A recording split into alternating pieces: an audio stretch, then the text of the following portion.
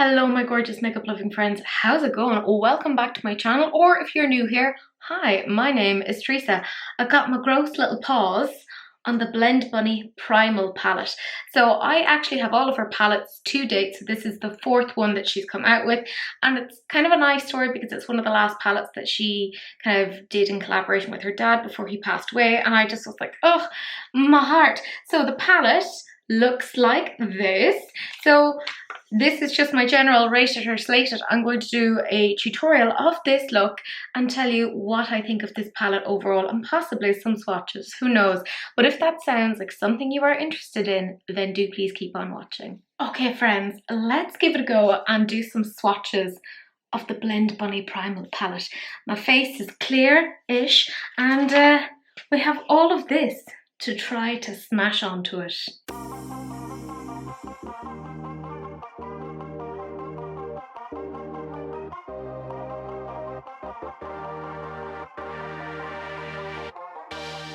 So that's it. That's the whole Primal palette, and I'll be honest, it was hard trying to make sure I could get it all on my face. I did try to swatch it so that it's all according to the color columns, you know, the yellows with the yellows, the greens with the greens. You can kind of see there's, you know, like the pinks and oranges are similar-ish in tone, so interesting to kind of see. And then again you have your purpley pinks in there as well. So this is what it all looks like. I know I never looked so beautiful with the Charlie Chaplin moustache. Anyways, if you want to see how I could possibly, I mean, I don't know how I could improve upon this look, well then a tutorial is next. I gotta say, I love that this palette has the huge pans of black and white, because those are the shades that I really tend to hit pan on. I'm taking this Ingloss 208 and I'm going into the shade Nocturnal, aptly named considering it's a black, that's right. I can tell my colours. And I'm just kind of putting it around the eye, kind of like tracing it along here, because I kind of want to do, obviously, a cut crease, but a very dark cut crease. It's a little bit different for me, considering I'm constantly doing cut creases, but you know, still somewhat different, I guess, maybe. It's a really pigmented black. Like, I'm quite happy with that. And I mean, they call themselves Blend Bunny for a reason. My god, you'll see, like, when I'm working with this, how easily everything blends together. And I was such a dick putting green and purple together, but my god, that blends. It shouldn't blend, and yet it does. So it might be magic, witchcraft, or something like that. Who knows? But like, yeah, you can see huge amount of pigment here.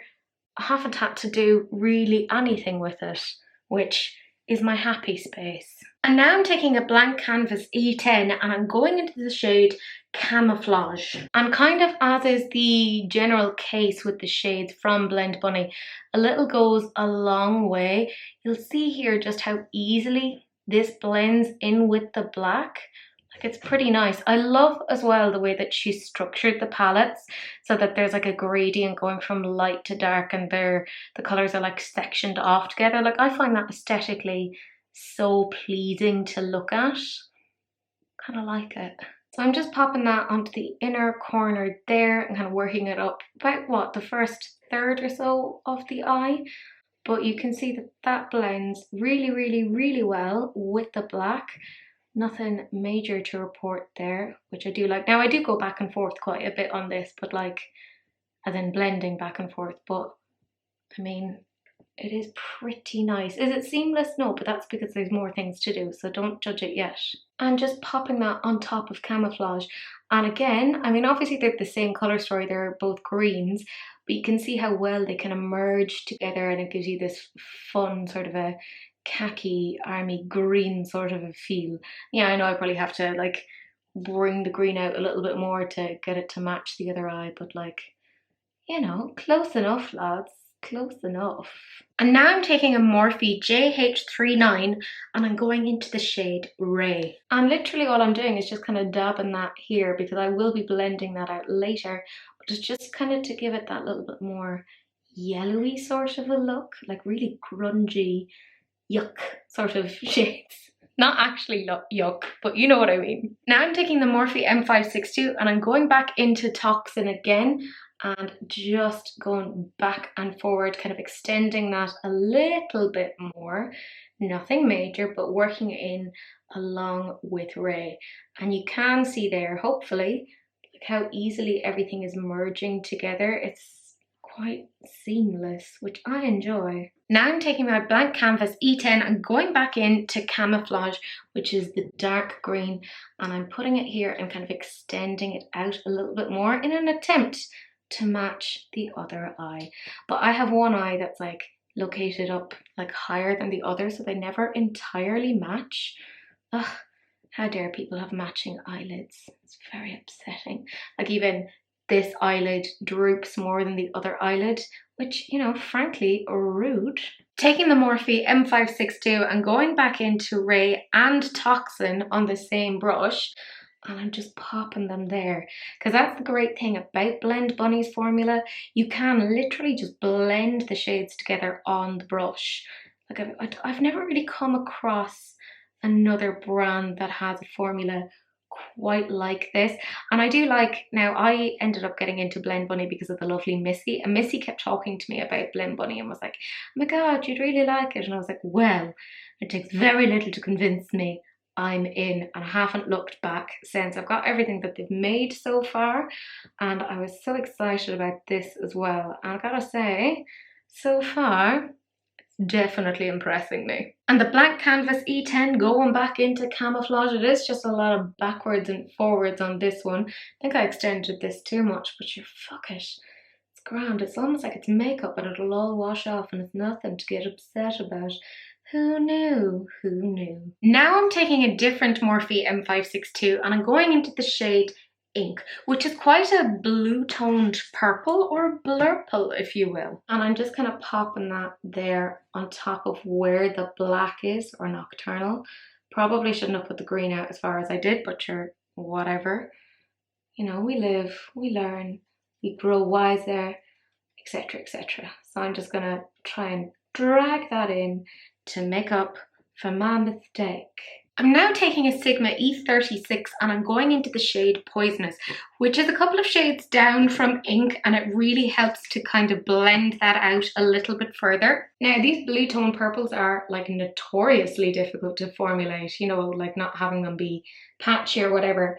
And I will say this eye is always notorious for me of like patching up around where the brow is. And I had a little bit of trouble, but actually like it rectified itself pretty early on, and you can see with this eyelid having no trouble at all. So it's always the one eyelid that causes me trouble. Does anyone else have that? Does anyone else have a problematic eyelid, or is it just me? Just me, I'd say. And look, I mean, it is just blending itself. I fucking hate it. But god damn it, this is annoyingly good. You know, I'm not going to help you save any money, I'm sorry. This is just a damned good palette. And now I'm taking a Morphe M562 and I'm going into the shade Mimic. And there's something about, I think, the blue toned purple element of this palette. It kind of reminds me of, there's like a blue toned purple, was it the Ink palette or something by Menagerie Cosmetics, which is always impossible to get because they are perpetually sold out. And I'm like, shit, I have this now. I will never have to get the Menagerie Cosmetics one. Which, fantastic. So very exciting for me that I get to save a little bit on that. Now taking that Morphe M562 and going back in with Ink, I'm popping that just along there and, you know, just building it up again because it has diffused quite a bit. So just to get that colour back on in there. Yeah, let's pretend I know what I'm talking about. Diffuse, colour, swoosh, blend, I don't know.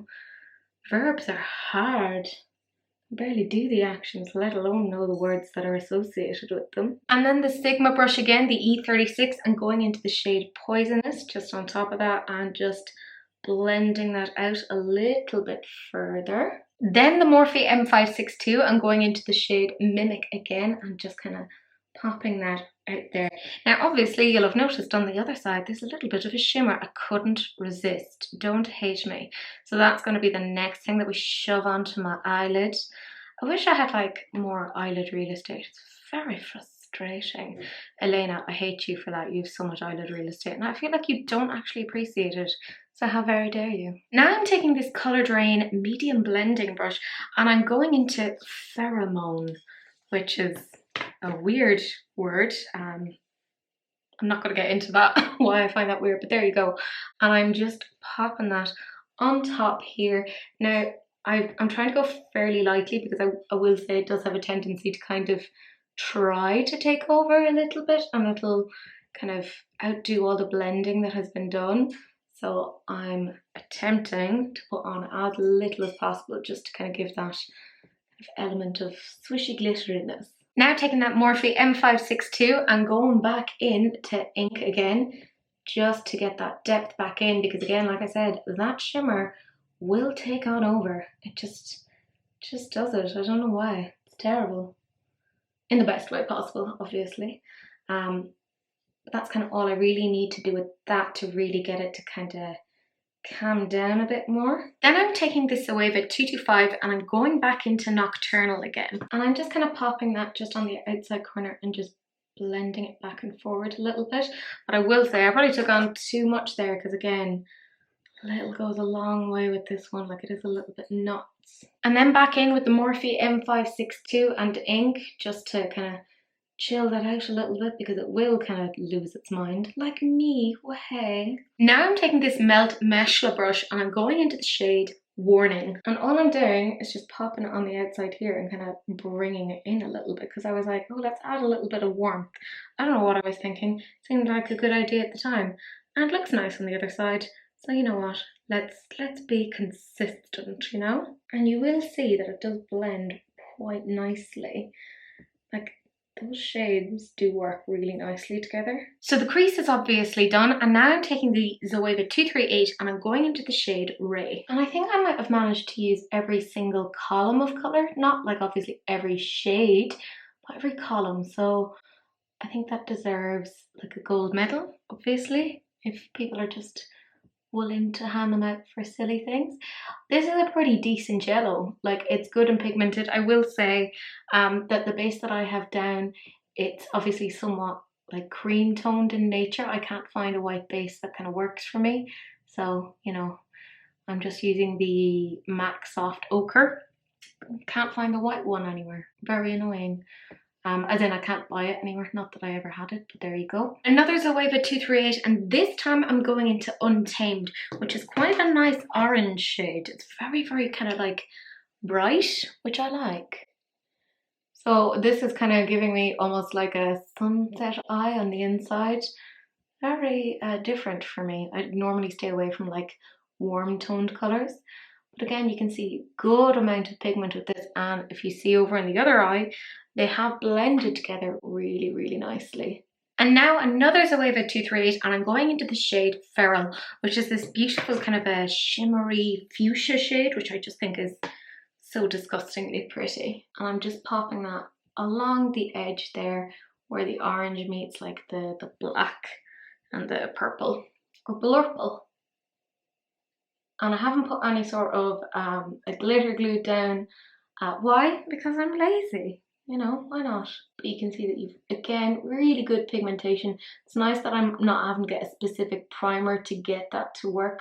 I would imagine though, if I used a primer, I'd get a slightly different effect.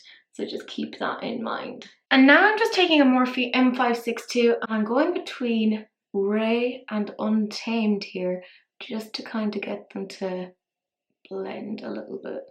And again, I've taken this brush on dry and you can see it does actually work pretty darn nicely. And then obviously using the same brush again to kind of blend between Untamed and Feral, which is a little bit trickier to blend because we're looking at like a matte and a shimmer, but again, no major issues there. And now I'm just taking the Zoeva 225, I haven't taken anything onto it, and I'm just going to try and blend between the black Nocturnal and Feral, just to have a slightly easier sort of a transition between the two of those, so that it's a bit more gentle. And then that's essentially it. It's disgustingly simple. So I'm going to feck off now and I'll probably do an under eye. You don't need to see that, and we'll come back. I'll show you the finished look and tell you what I think of it. I ended up adding on chains and like gems because I could not resist, but at least I didn't do graphic liner. I'm learning, I'm changing, I'm evolving, but not really. Let's zoom you on in so you can see what the full thing looks like together. You can kind of get an idea of what the blend of these shadows actually looks like. I mean, is that chain hanging on for dear life? Who knows? And I will say it's very difficult to apply a chain in a decent way. But you can see even the blend there between the purple and the green. It was so nice and easy, and the orange and the yellow, it all just worked disgustingly well.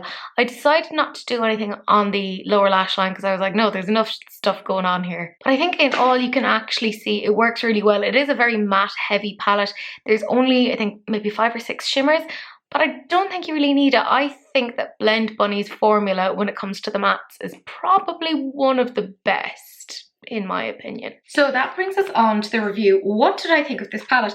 I thought this functioned really, really well. I love the idea of the big black and the big white pan. I just think that for somebody like me, makes an awful lot of sense.